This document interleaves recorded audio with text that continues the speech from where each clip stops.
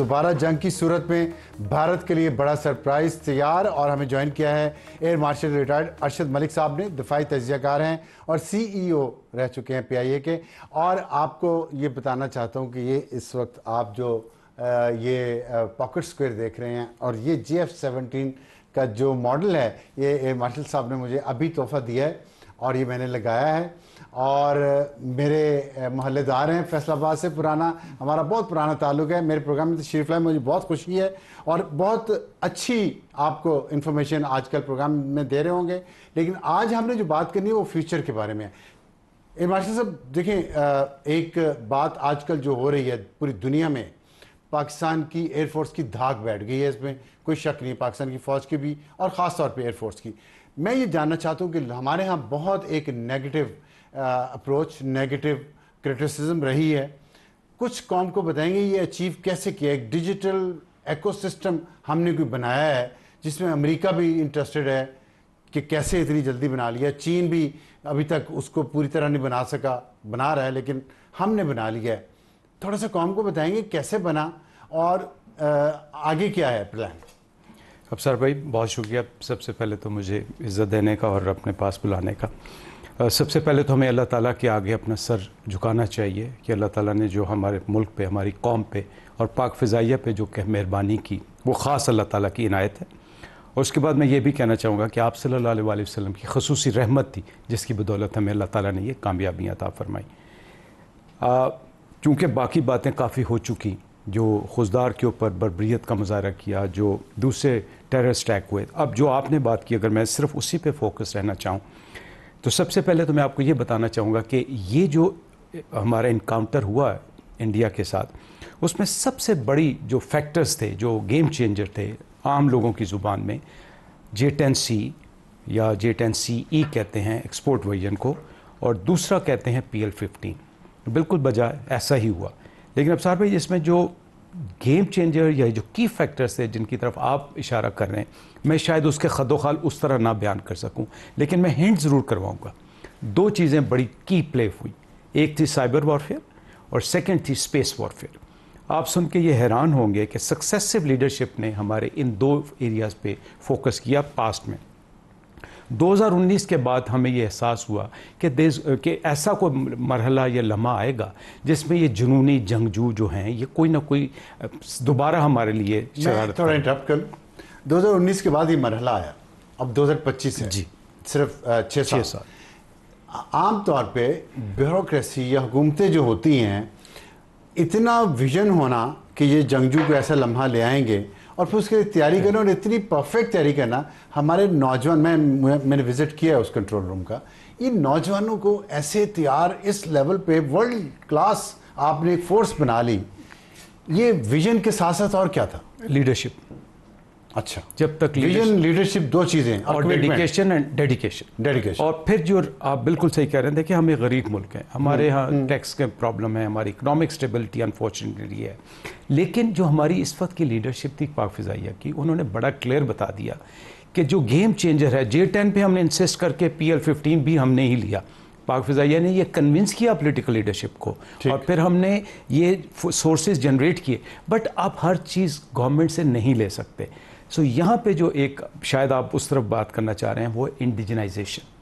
ابصار بھائی آپ جتنا مرضی کسی کو اپنا قابل اعتماد دوست بنا لیں، آپ چائنا کی مثال لے لیں، امریکہ کی مثال لے لیں، آپ کو اپنے اوپر، اپنے وسائل کے اوپر انحصار کرنا پڑتا ہے. تو یہ کریڈٹ دیں اس لیڈرشپ کو اور اس وقت کی جو پاک فضائیہ ہے جنہوں نے اس کو انڈیجنائزیشن کے طریقے سے بنایا. ہم نے دیکھے ہوئے ہیں، قطر دیکھا ہوا ہے، امریکہ دیکھا ہوا ہے، برطانیہ دیکھا ہوا ہے، الحمدللہ اس پاکستان ایئر فورس کی وجہ سے. So integrated air operation picture آتی ہے. پاکستان ایئر فورس نے national integrated air operation centre کا تصور دیا. پاکستان نے دیا، پاکستان ایئر فورس نے دیا. ٹھیک. اس کے اندر نیشنل انٹیگریٹڈ کی اگر آپ سمجھیں خد و خال کو، army, navy, commercial, all kind of aerial assets were be controlled, monitored and channelized جس پہ امریکہ کئی سالوں سے کام کر رہا ہے، ابھی تک کمپلیٹ نہیں کر پایا. ہم نے وہ کر لیا اور انڈیجنائزیشن سے کیا. اچھا، آپ نے لیڈرشپ کی بات کی. دیکھیں ایک ہمارے قوم میں اس وقت جنریشن گیپ بہت زیادہ ہے، کیونکہ ہمارے 66% آبادی جو ہے وہ 18 سال سے 30 سال تک کی ہے. وہی ریشو وہاں بھی ہوگی PAF میں لیڈرشپ آپ کی اس جنریشن میں جو ہماری جنریشن ہے یا ہم سے تھوڑا سینئر ہوگی. ایک ساتھ جین زی کے لوگ آپ نے یہ گیپ کیسے پر کیا؟ میں اس لیے یہ جاننا چاہتا ہوں کہ یہ پوری قوم اس ماڈل کو اپنائے اور جو سینئر لیڈرشپ سویلین اداروں میں ہے وہ اس جونیئر اور ینگ ٹیلنٹ کو ساتھ لے کے سینرجی کریٹ کرے.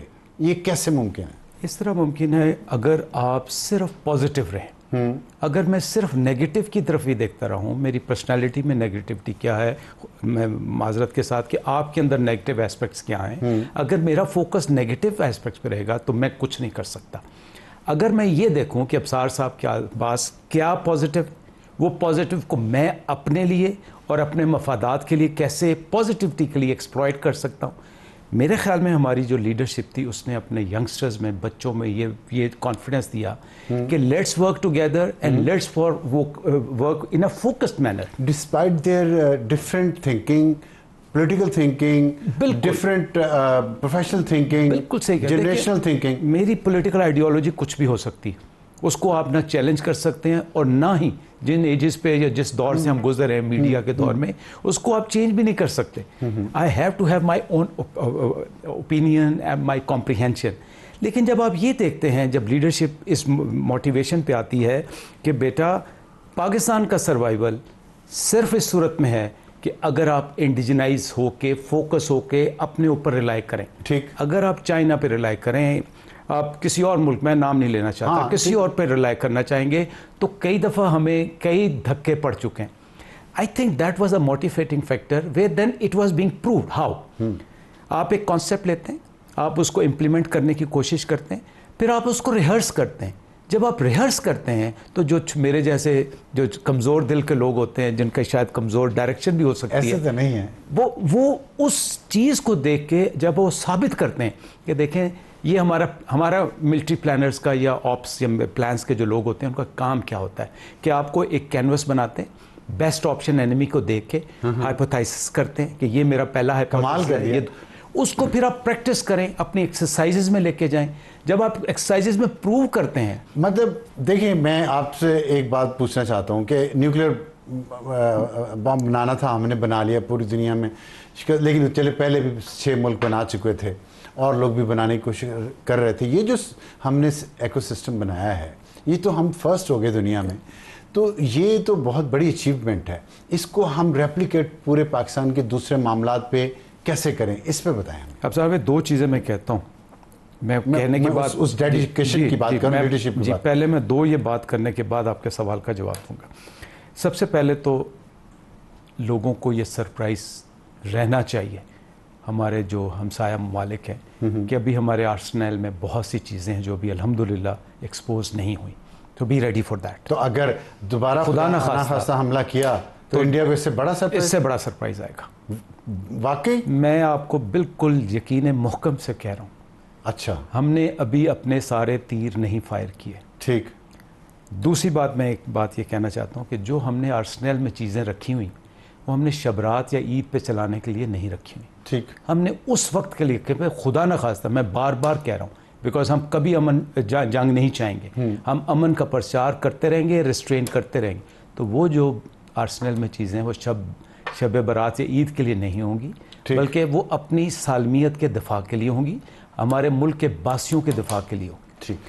اب جو آپ کا سوال ہے کہ آپ باقی کیسے کر سکتے ہیں, صرف اس صورت میں کر سکتے ہیں کہ آپ عملی طور پہ اللہ تعالیٰ سے عاجزی کے ساتھ دعائیں مانگتے ہوئے فوکس رہ کے آپ پروو کریں, اپنے بچوں کو کنونس کریں کہ ہر چیز کے اندر فلاح خیر اللہ کی, کنوکشن میری اور محنت میری.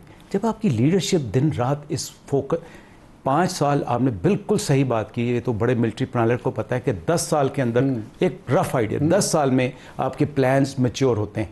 تو اگر ہم نے اس کو ریڈیوس کر کے 5 سال میں کیا ہے تو اس کے پیچھے ایک سوچ تھی, ایک نظریہ تھا, محنت تھی اور آپ کی ایک کنوکشن تھی کہ دس کین بی. اور یہ انگریڈینٹس اگر ہم ملا لیں تو نیشنل لیول پہ یہ سب کچھ اچیو کر سکتے ہیں انشاءاللہ. اور دوسرا ایک چھوٹی سی بات دیکھیں, پھر نا ہم بچوں کو یہ بھی سمجھنا چاہیے کہ ہر وقت نیگیٹو سوچنے کی بجائے امیر کی اطاعت بھی ہم پہ لازم, اور جب آپ امیر کی اطاعت کرتے ہیں تو اللہ تعالیٰ اس سے بھی فلاح اور خیر کا راستہ نکالتے ہیں.